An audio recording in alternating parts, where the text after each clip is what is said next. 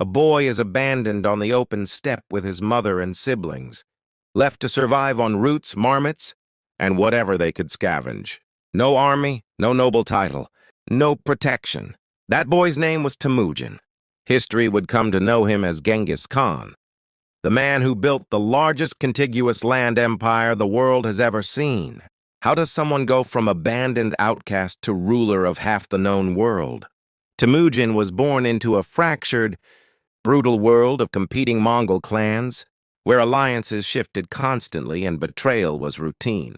When his father was poisoned by a rival tribe, Temujin's own clan abandoned his family, leaving his mother to raise her children essentially alone on the steppe. He experienced captivity, poverty, and the murder of a half-brother in his own household before he was even a teenager.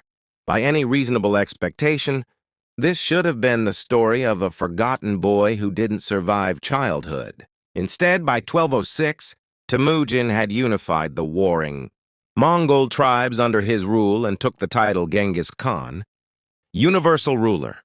What followed was one of the fastest, most complete military expansions in recorded history, eventually stretching from the Pacific coast of China to the edges of Europe.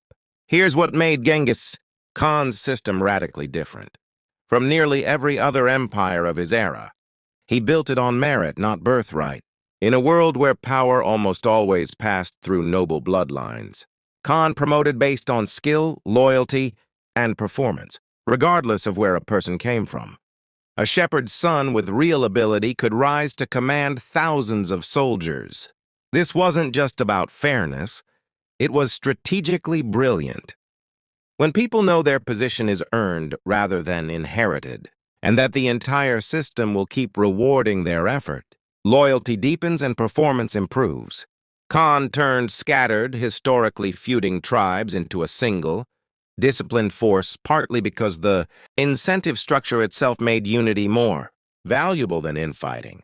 Genghis Khan had almost no attachment to how things had always been done. When the Mongols encountered Chinese siege technology, he adopted it.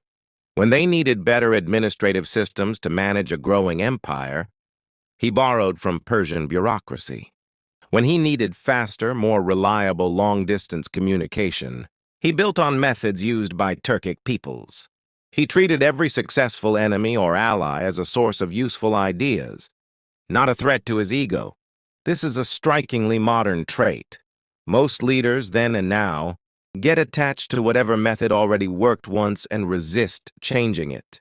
Khan's willingness to discard even his own previous methods the moment something better appeared is a huge part of why the Mongol military machine kept outpacing enemies who were, on paper, more established and better resourced. Despite his reputation for speed and ferocity in battle, one of Khan's most underrated qualities was patience. He didn't unify the Mongol tribes in a single dramatic campaign. It took him roughly 2 decades of careful alliance building, strategic marriages, and calculated conflict before he held real consolidated power. He also avoided unnecessary risk. Rather than throwing his forces at stronger enemies head-on, Khan would often wait, gather intelligence, weaken an opponent through psychological pressure or diplomacy first, and only commit his full force once the odds were clearly in his favor.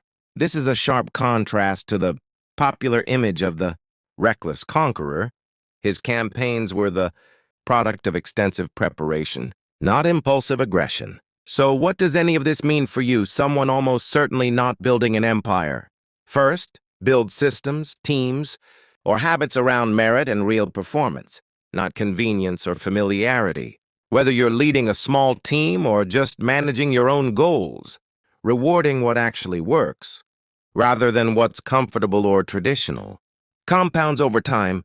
Second, stay loyal to outcomes, not methods. If a habit, strategy, or tool that used to work for you has stopped working, the disciplined move is to replace it, not defend it out of pride or nostalgia. Third, patience is not the opposite of ambition. It's often what makes ambition actually succeed. The temptation to rush toward a big goal before you're prepared is usually a losing bet. Khan's 2 decades of unglamorous groundwork are the part of the story that rarely gets told, but they're the actual explanation for everything that came after. Genghis Khan's empire is remembered for its scale and its brutality, both real, both significant.